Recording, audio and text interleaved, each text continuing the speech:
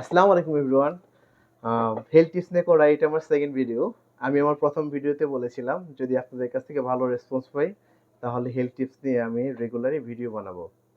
তো আজকে আমরা কথা বলবো নবজাতক ও শিশু রোগ বিশেষজ্ঞ ডাক্তার সাইফুর রহমান স্যারের সাথে। আসসালামু আলাইকুম স্যার, আসবো? আসসালামু আলাইকুম স্যার, কেমন আছেন? ওয়ালাইকুম আসসালাম, ভালো, কি অবস্থা? এই তো স্যার, আলহামদুলিল্লাহ ভালো। স্যার, অনেকদিন ধরে আপনার একটা স্পিচ নিতে যাচ্ছিলাম, তো আজকে শীতকালীন যে বাচ্চাদের প্রবলেমগুলো হয় এই সম্পর্কে স্যার যদি কিছু বলতেন আমাদেরকে। আচ্ছা, আর বাচ্চাদের পরিচর্যা সম্পর্কে বা যে প্রবলেমগুলো হয় এই সম্পর্কে।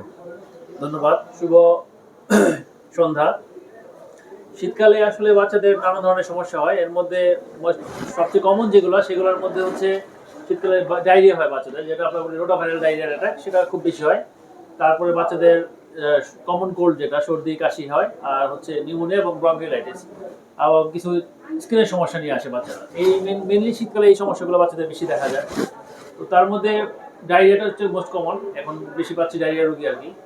তো শীতকালে ডায়রিয়ার মোস্ট কমন কজ হচ্ছে রোটা ভাইরাস আর কি। এটা একটা ভাইরাল ডায়রিয়া, সাধারণত এই ভাইরাস ধরে ডায়রিয়াগুলো হয়। তো ডায়রিয়া আমরা সাধারণত কখন বুঝি? যখন বাচ্চাদের মানে 3বারের বেশি পাতলা পায়খানা হয়, সেক্ষেত্রে আমরা বাচ্চাকে বলি যে ডায়রিয়া হয়েছে বা ডায়রিয়া আক্রান্ত হয়েছে। তো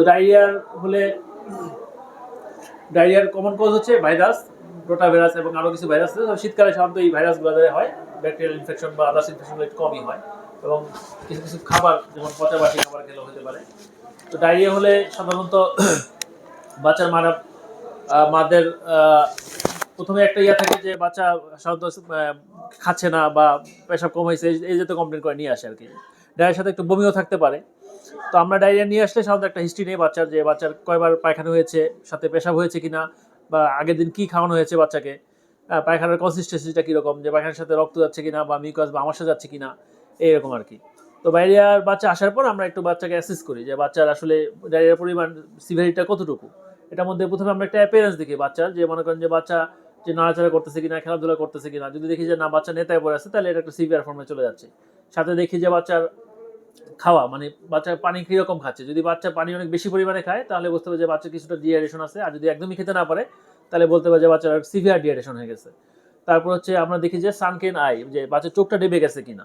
তারপরে দেখা হয় যে স্কিন পিঞ্চ, বাচ্চার পেটের চারপাশে চামড়া টান দিয়ে ছেড়ে দিলে যদি ধীরে ধীরে যায়, তাহলে বুঝতে হবে যে বাচ্চার সিভিয়ার ফর্মে ডায়রিয়া হয়ে গেছে।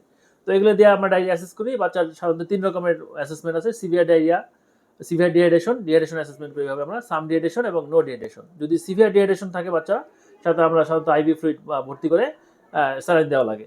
আর সাম ডিহাইড্রেশন এবং নো ডিহাইড্রেশনের ক্ষেত্রে সাধারণত আমরা মুখে খাওয়ার স্যালাইন দিয়ে চিকিৎসা দিই।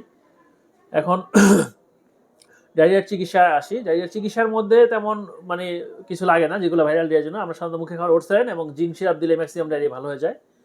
তো কিছু কিছু ক্ষেত্রে আমাদের অ্যান্টিবায়োটিক দেওয়ার প্রয়োজন পড়ে। যেমন ধরেন, যদি বাচ্চার সাথে ফ্র্যাঙ্ক ব্লাড যাচ্ছে, পাতলা পায়খানা হচ্ছে, বাচ্চা যদি অনেক বেশি জ্বর থাকে, বাচ্চা যদি একদমই খেতে না পারে, হ্যাঁ, সেক্ষেত্রে আমরা সাধারণত আইভি ফ্লুইডের সাথে ইনজেক্টেবল অ্যান্টিবায়োটিক যোগ করি। তো বাচ্চার ডায়রিয়া মাকে আমরা সাধারণত কিছু অ্যাডভাইস দিই, যে কী কী অ্যাডভাইস সাধারণত দেওয়া হয়। যেমন বাচ্চার মাকে আমরা অ্যাডভাইস দিই যে যদি বাচ্চা ডিহাইড্রেশন না থাকে, সাধারণত ঘরে রাখবে বাচ্চাকে, ঘরের তৈরি খাবার খাওয়াবে, পানি জাতীয় খাবার বেশি করে খাওয়াবে, যেমন ওটস স্যালাইন খাওয়াবে, আধা লিটার পানির মধ্যে একটা ওটস স্যালাইন খাওয়াবে, সাথে সাথে ডাবের পানি খাওয়াবে, চিরার পানি খাওয়াবে, নর্মাল পানি খাওয়াবে। আর ঘরের তৈরি বাচ্চা যেসব খাবার খেতে ওগুলো খাবে। আর যদি বাচ্চা বুকের দুধ খায়, ঘন ঘন বুকের দুধ খাওয়াতে হবে। আর বাচ্চার খেয়াল রাখতে হবে যে বাচ্চার ঠিকমতো ইউরিন আউটপুট বা পেশাবটা ঠিকমতো হয় কিনা, বাচ্চা ঠিকমতো নড়াচড়া করে কিনা, খেলাধুলা করে কিনা, এই জিনিসগুলো খেয়াল রাখা লাগবে। তো বাচ্চার মাকে কখন আমরা নিয়ে আসতে বলবো, হাসপাতালে ডাক্তারের কাছে কখন নিয়ে আসবে? যখন বাচ্চার মা যদি দেখে কখনো যে বাচ্চার অনেক বেশি হাই গ্রেডের ফিভার হয়ে গেছে ডায়রিয়ার সাথে, বাচ্চার পায়খানার সাথে টাটকা রক্ত যাচ্ছে বা ফ্র্যাঙ্ক ব্লাড যাচ্ছে, যে বাচ্চা নেতায় পড়ে গেছে, বাচ্চা একদমই কিছু খাচ্ছে না, বাচ্চার পেশাব বন্ধ হয়ে গেছে, এই ডেঞ্জার সাইনগুলো যদি থাকে, তাহলে বাচ্চাকে অবশ্যই ডাক্তারের কাছে নিয়ে আসতে হবে। ধন্যবাদ।